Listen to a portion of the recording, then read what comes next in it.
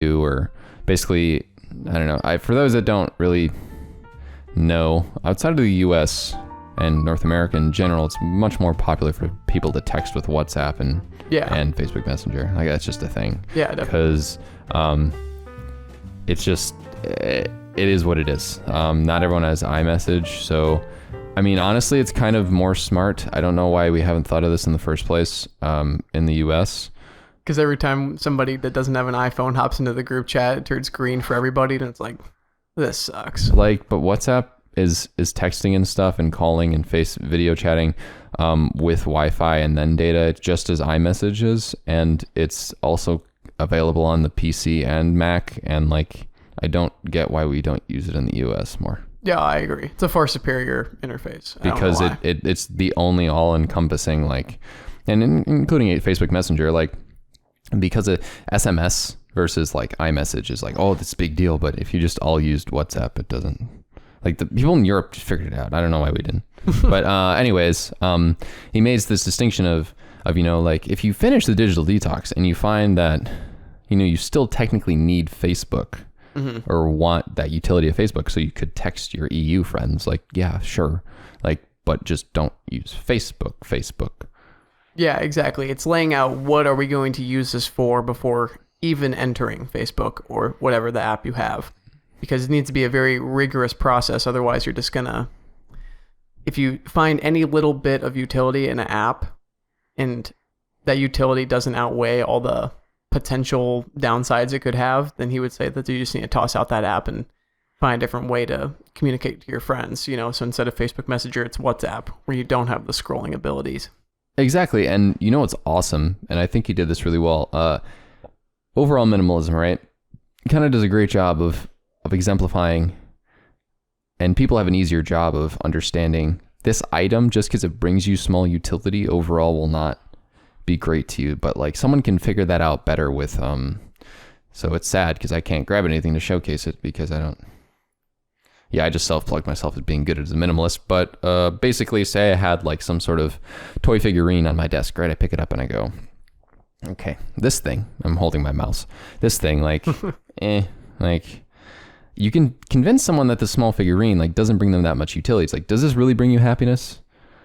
And the person can be like, all right, I'll get rid of it. But when it comes to the addictive nature of apps, just as you mentioned with the feature by feature basis, right? People don't understand that like the way that they've managed to manipulate our minds in a sense is if someone views an app as having this nugget of utility, they will just keep it on their phone, and then will get sucked into the 90% of the app, which gives them no utility, which in essence is a negative gain. Right, precisely. It's like you're doing a utilitarian analysis, or, you know, some kind of calculation with a physical item. It's way easier to see the ends of its negative abilities because this toy figurine can only do X, Y, and Z. Mm-hmm. But it seems like the amount of negative consequences are endless, but yet unforeseeable with applications, because you don't know how dark you can, how far you can get into some kind of rabbit hole or rut of just bad content. Yeah, and you know, as the king of being on YouTube too much and listening to things too much, like there's a big issue I've had, and like this has been since I've been in like the freshman year of high school, of like this mild background YouTube noise addiction I have, where I don't know if I really have a crazy amount of videos on YouTube that bring me utility outside of like the self-help dudes. Right. And that's getting specifically to YouTube. If we're thinking about your next steps, if you're on this detox now, what would be your reintroduction to YouTube? Is this something that you're not going to re-download, or is it going to be just subscribing to self-help YouTubers and ignoring those recommendations from Fandango or whatever? See, that's an interesting question. In a perfect world, I would manage to open up the YouTube app and press subscriptions and unsubscribe to anyone who's not in the realm, and then I would make it happen, you know? And that's what I should do. But will you? I don't, man, it's genuinely difficult. And that's something difficult. I want to articulate here, guys. Like, I don't want to like ever come off as you need to do this and I can do it, so you should do it. But like, this is an example of me being very human right now. And I don't know. And perhaps that's why Cal Newport is so humble compared to Tim Ferriss. Because it seems like Tim Ferriss, I mean, he has that entrepreneurial spirit where it's just like, go out and do it. Like, you gotta grind. But with Cal, he knows that this is not an easy task that we have to face with, minimizing and just avoiding all of those distractions that come with the utility of these apps. So it's interesting how he approaches it a little better, because I think that he knows it's a big challenge. Yeah, and it's interesting. Do you remember the chapter where they discussed basically how Steve Jobs had the keynote for the iPhone? Oh, yeah. And he articulated really well. Hey guys, did you notice that if you watch the keynote for the iPhone, he doesn't bring up like Safari until like 30 minutes in, or like using data? Yeah. The intention of the iPhone, before the App Store and all that stuff, was to have an iPod that can call. Yeah, that was it. That was their intention as a company. And the way that that's showcased is through the keynote, because why would they have marketed it in the reveal any other way if they had the intention to control our minds? And even Steve Jobs would wake up or come out of his grave right now and be like, what is it? This is not my iPhone. Like, this is not what I meant. Uh-huh. I wonder if he would be surprised. That's fair. Although it wasn't the intention. He is a genius. Sometimes when you have that power, I wonder if you see those potential consequences and think like, oh man, doomsday scenario, this could be what happens. Yeah, and I don't know. I kind of feel like maybe I'm a little biased because I'm a fan of Steve Jobs and what he was. So It's kind of, I don't know, that's an interesting thought about it. But I thought that was good that they broke that down, and how even in the original intentionality of the creation of these devices, it's easy enough to argue that these companies wouldn't have expected this. And that means that even they probably, or the original creators, would struggle with dealing with this new environment that we're in. And I've mentioned it to you before, but like, we didn't evolve recently. In case anyone forgot, like, we're still just like the same Homo sapiens that we are, right? And with this new introduction in the past 10 years to this constant stimulation of lack of solitude, it's kind of, it's just straight up difficult to like detox in general, because of how much we've had this just be a part of our lives. And especially for people like our age who I think, and what did he say? Something like anyone like 25 or under basically grew up with having, constant stimulation. Yeah. No, I think it was the age 25.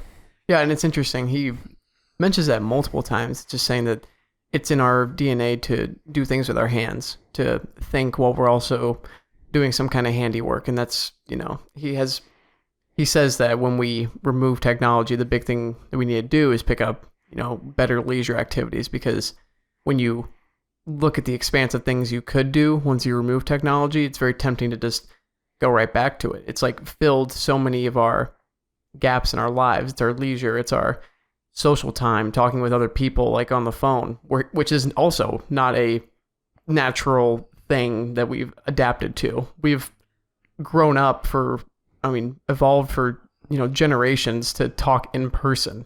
And we need to make that the, primary way that we're still communicating with people. So it's interesting how technology has gotten us to move away from so many of our just genetic habits.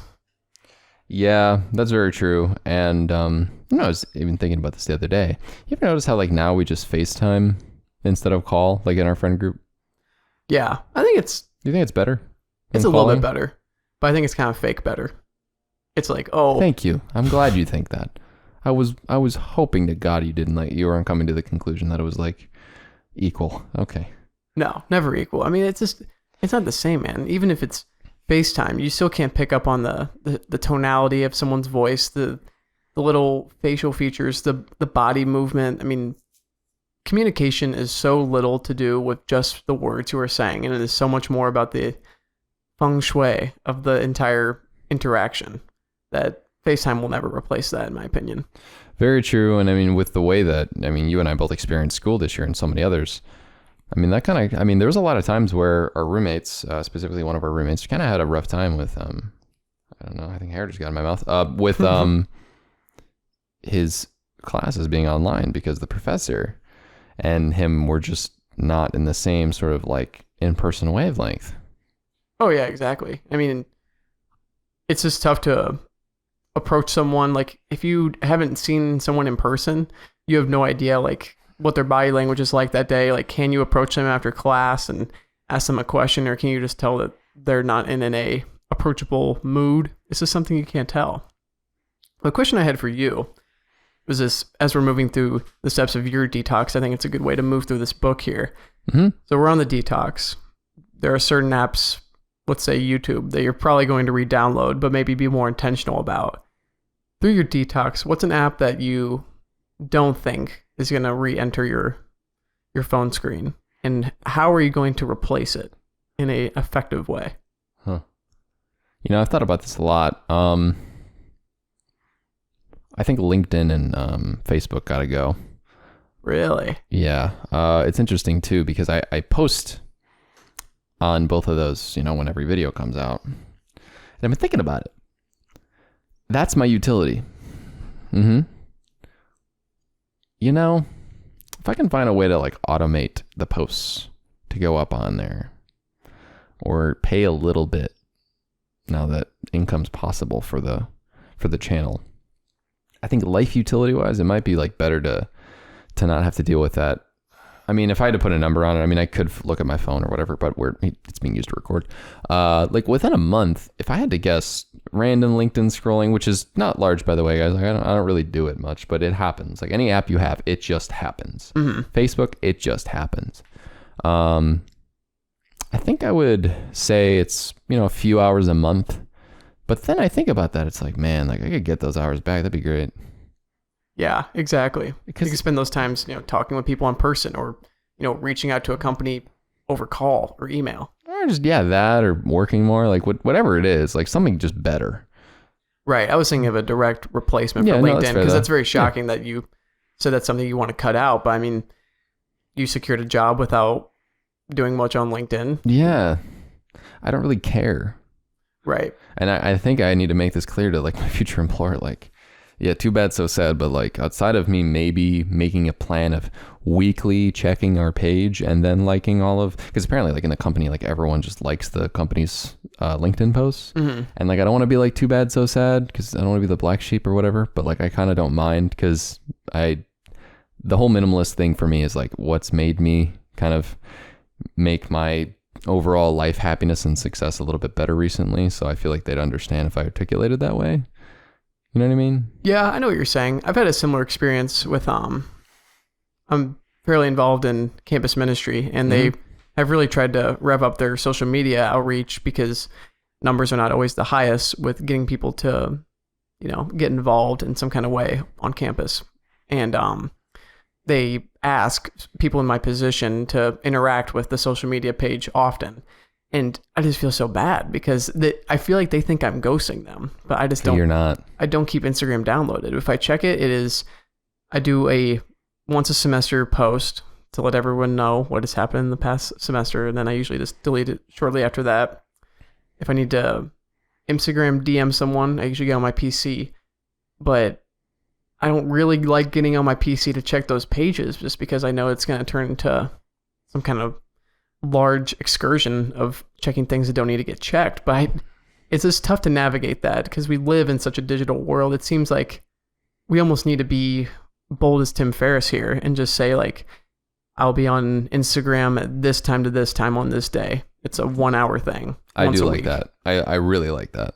And that's what I've been thinking about with the way you asked me the YouTube question, and I don't know, I blanked on this answer, but I actually had an idea. What if I sat down once a week, or twice a week, and had like a 30 to an hour minute session where, you know, I don't consume content intentionally outside of that because I'm like kind of workaholic-y, so I'm always like minorly working. Yeah. But recently when we've been like sitting down and having longer dinners and whatever, it's been good. And then like I watch some a movie or a TV show, and it's been nice. And then I read at night now.